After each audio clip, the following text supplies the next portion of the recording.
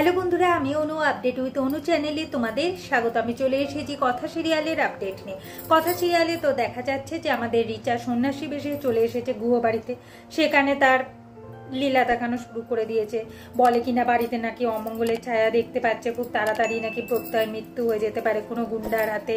আর বলে সে এসে নাকি এই অমঙ্গল দূর করে দেবে, নানান কথা বলতে থাকে। কথা নেমে আসে, সে বুঝতে পারে যে তার বাবার জন্য বাড়ির সবাই কষ্ট পাবে আজকের দিনে, সেটা কথা চায় না, তাই কথা নেমে এসেছে। কিন্তু রিচাকে দেখে তার খুব চেনা লাগে, কিন্তু কিছুতেই ধরতে পারে না যে এটা রিচা। সে রিচাকে চিনবার জন্য অনেক চেষ্টা করলো, কিন্তু শেষ অবধি চিনতে পারলো না।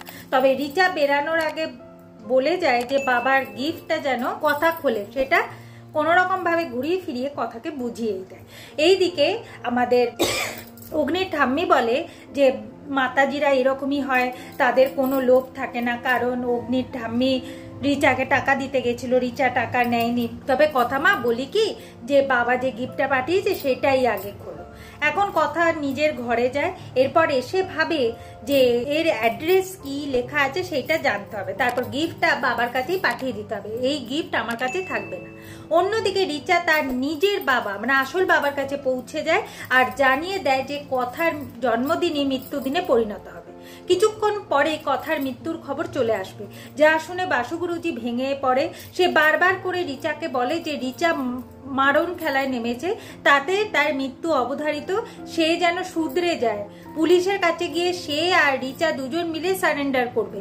কিন্তু কিছুতেই রিচা তার বাবার কথা শুনছে না। বাবা বেশি কথা বললে বাবার মুখটাও এরপর বন্ধ করে। এইদিকে কথা এসে গিফটের গায়ে অ্যাড্রেস অনেক খুঁজে বেড়াচ্ছে, কিন্তু কিছুতেই অ্যাড্রেস খুঁজে পায় না। এরপর সে বাধ্য হয় গিফটটা খুলতে।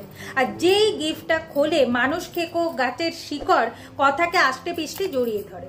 কোনোভাবেই কথা সেখান থেকে বাঁচতে পারছে না।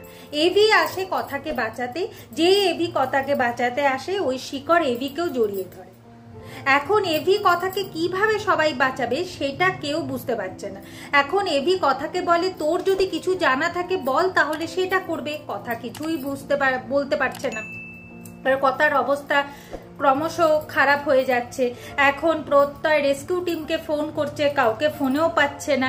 কি করা যায়? শেষে দেখা যাচ্ছে যে কথার অবস্থা এতই খারাপ হয়ে যায় যে সে ঝিমিয়ে পড়ে, সে আর নিঃশ্বাস প্রশ্বাসও নিচ্ছে না। তাহলে কি কথা মারা গেল? তোমাদের কি মনে হয় আমাকে কমেন্ট করে জানিও। আর ভিডিওটা ভালো লাগলে লাইক শেয়ার ও সাবস্ক্রাইব করে দিও। ভিডিওটা দেখবার জন্য অসংখ্য ধন্যবাদ।